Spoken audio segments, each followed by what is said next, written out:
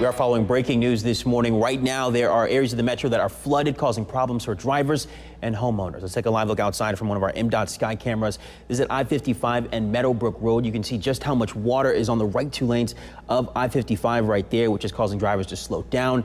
Be careful as you head, wherever you're going this morning and this afternoon. Be careful. The roads are wet. This is actually a live look from our MDOT camera at I-20 and Spring Ridge Road.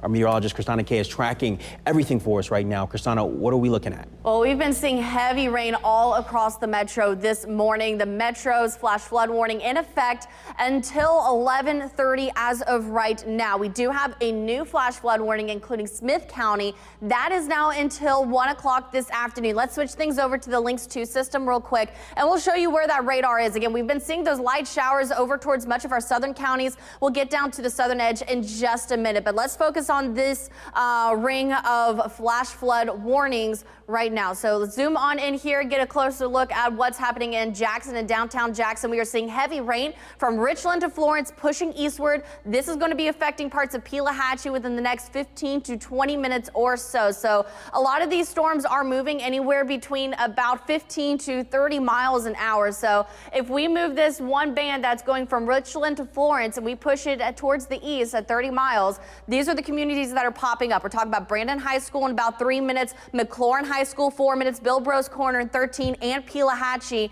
at around 19 minutes from now. This is pushing again pretty slowly towards the east, and the reason why we are seeing the same or seeing flash flood warnings across this designated area is because it's the same amount of heavy rain time after time after time going over these same affected areas. So we've been seeing several inches of rain all across not only the metro but areas to our eastern counties, areas in Attala, Madison, as well as Leake counties and Scott County in effect with that flash flood warning until 11:15. You notice that heavy rain still from Forest over towards Bay Springs. Once that's out of the way, we should still see some lighter showers and maybe a few thunderstorms this afternoon, but that thick of it when it comes to the flash flood warning does start to become a lot more minimized. One thing we're going to have to keep watch though is areas down in South Mississippi. It's very much untouched from Marion County over into Pike County, and it does look like we have some thunderstorm activity coming out of New Orleans this morning, and that starts to make its way closer to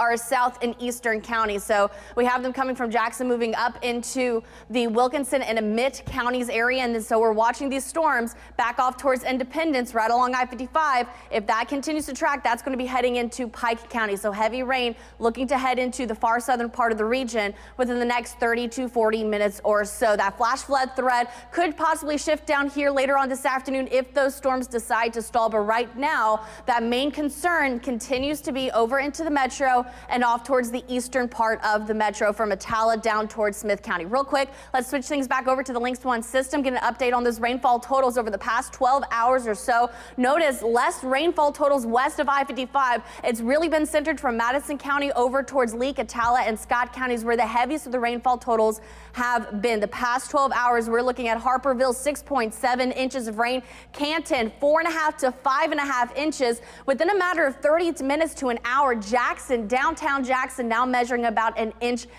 inches. So it goes to show how heavy these rain rates are. They push over an area and they produce 1/2 inch to 1.5 inches of rain within a matter of 30 minutes to an hour. So this is the reason why we continue to tell you, if you're seeing ponding on the road, the ground's already super saturated, you don't want to continue to go through that. You don't want to take that risk. You want to turn around, find an alternate route if you have to be out today. Cecil.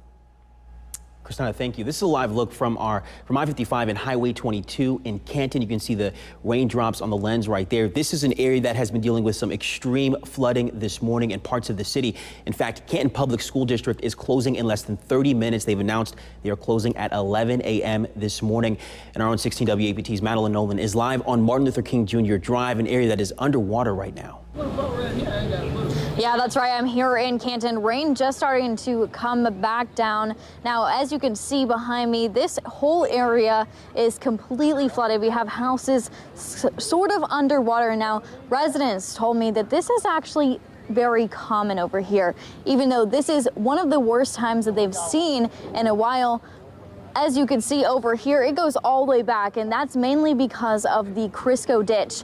This is going to be the first area affected when there hits rain around Canton areas. Now, this is nothing they're not used to, but this is still concerning for residents.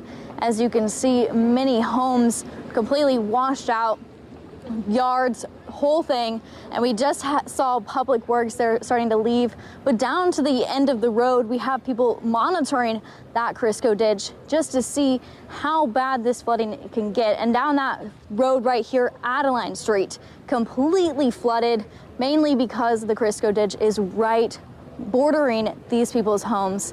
Now, we're going to try to talk to a bunch of people that live around here, see how they feel about this happening in their city again for the second time in less than a month.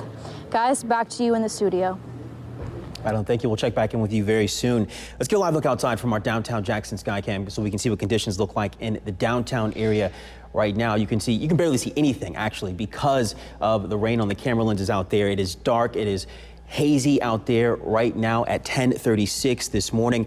Let's get a live look from our County Line Skycam. Again, we always say drive slow, take your time because the roads are slick. We saw yesterday a driver hydroplaned on I-55. It is dangerous to drive at high speeds when the roads are this wet. Again, transportation officials always say that. Take your time, drive slow. This is a live look from our Pearl Skycam. You can barely see anything there as well because it's just cloudy and hazy this morning. We are monitoring the conditions for you. We'll have updates online on our website, WAPT.com, on the 16 WAPT mobile app. Kristana K is tracking everything for you right now. So for the very latest updates, go online. We will be back at 11 a.m. to give you an update on your forecast.